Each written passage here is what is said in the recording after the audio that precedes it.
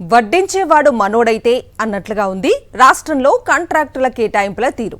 ఎన్ని నిబంధనలు ఉన్నా మనోళ్ళైతే ప్రభుత్వ పెద్దలు ముందు వెనుక ఆలోచించకుండా అస్మదీయ కంపెనీలకు పీపీపీ ప్రాజెక్టుల రూపంలో ప్రజా సంపదను దోచిపెడుతున్నారు. ఒక ముఖ్య నేత సతీమణి సిఫార్సు మేరకు కాకినాడ జీజీహెచ్ క్యాథ్లాబ్ పీపీపీ సేవల కాంట్రాక్ట్ కట్టబెట్టిన వైనం అక్కడి వైద్య వర్గాల్లో చర్చనీయాంశంగా మారింది. 2014 నుంచి 19 మధ్య 10 ఏళ్ల కాల పరిమితితో వైద్య శాఖలో కాంట్రాక్టులు కట్టబెట్టిన సంస్థలకు ఇప్పుడు మరో 10 ఏళ్లకు కట్టబెట్టేస్తున్నారు. ఈ క్రమంలో ఇప్పుడు కూటమి ప్రభుత్వంలోని ముఖ్య నేత సతీమణి సిఫారసుతో ఇప్పటికే పలు జీజీహెచ్ల్లో పీపీపీ క్యాథ్లాబ్ సేవలు అందిస్తున్న ఓ సంస్థకి మరిన్ని క్యాథ్లాబ్ కాంట్రాక్టును కట్టబెట్టబోతున్నారని ఆరోపణలు వస్తున్నాయి. కాకినాడ, శ్రీకాకుళం, నెల్లూరు, తిరుపతి జీజీహెచ్ పీపీపీ క్యాథ్లాబ్లకు ఇటీవల వైద్య శాఖ టెండర్లు పిలిచింది. కాకినాడ జీజీహెచ్ కు గత ప్రభుత్వంలోనే దాదాపు 7 కోట్లతో క్యాథ్ ల్యాబ్ ను సమకూర్చారు. అంటే కాకినాడలో ప్రైవేట్ సంస్థ దీని ఆపరేషన్ మెయింటెనెన్స్ చేస్తే చాలు. మిగిలిన చోట్ల కాంట్రాక్టు దక్కించుకున్న సంస్థే క్యాథ్ ల్యాబ్ సమకూర్చి సేవలు అందించాలి. జనవరిలో తొలిసారి టెండర్ పిలిచి రద్దు చేశారు.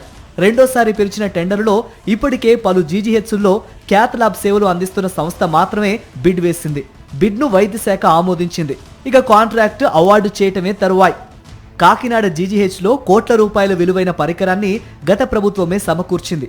ఇలా అప్పట్లో అనంతపురం, కర్నూలు జీజీహెచ్కు సమకూర్చిన క్యాథ్ ల్యాబ్లను ప్రభుత్వ ఆధ్వర్యంలోనే నిర్వహిస్తున్నారు. వీటిలో రోగులకు అందించే సేవలకు ఆరోగ్యశ్రీ కింద ప్రభుత్వం ఫీజులు చెల్లిస్తుంది. గుండె సమస్యల బాధితులకు యాంజియో, స్టెంట్లు వేయటం, వివిధ రకాల చికిత్సలకు 1.5 లక్షల వరకు బిల్లులు వస్తున్నాయి. ఇలా కర్నూలులో 3 నెలలకు కోటి రూపాయల వరకు నిధులు సమకూరుతున్నాయి. అనంతపురంలోనూ దాదాపు ఇదే పరిస్థితి ఉంటోంది. ఈ లెక్కన పరిశీలిస్తే ఒక్కో చోట నెలకు 20 లక్షల నుంచి 30 లక్షల వరకు ఆరోగ్యశ్రీ ఆదాయమే ఉంటోంది. అయితే కాకినాడ క్యాథ్ ల్యాబ్ ను ప్రభుత్వమే నిర్వహించడానికి ఎంతో మెరుగైన అవకాశాలున్నప్పటికీ దీంతో పాటు మిగిలిన చోట్ల పీపీపీలో అస్మదీయ సంస్థకు కట్టబెట్టాలని ప్రభుత్వ పెద్దలు నిర్ణయించారు. దీంతో ముఖ్య నేత కార్యాలయం డైరెక్షన్ మేరకు వైద్య శాఖ ప్రతిపాదనలు సిద్ధం చేసినట్లు తెలిసింది. ప్రభుత్వ పెద్దలు వైద్యారోగ్య శాఖను ఆదాయ వనరుగా మార్చేసుకున్నారని పెద్ద ఎత్తున విమర్శలు వస్తున్నాయి.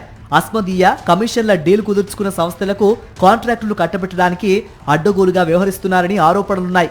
సాధారణంగా సింగిల్ బిడ్ వస్తే టెండర్ను రద్దు చేసి మళ్లీ టెండర్కు వెళ్లాల్సి ఉంటుంది. కానీ ఇందుకు విరుద్ధంగా ప్రస్తుత క్యాథ్ ల్యాబ్ టెండర్లో అస్మదీయ సంస్థ దాఖలు చేసిన ఒక్క బిడ్నే ఆమోదించి కాంట్రాక్ట్ను అవార్డు చేయడానికి ప్రభుత్వం చకచకా పావులు కదుపుతోంది.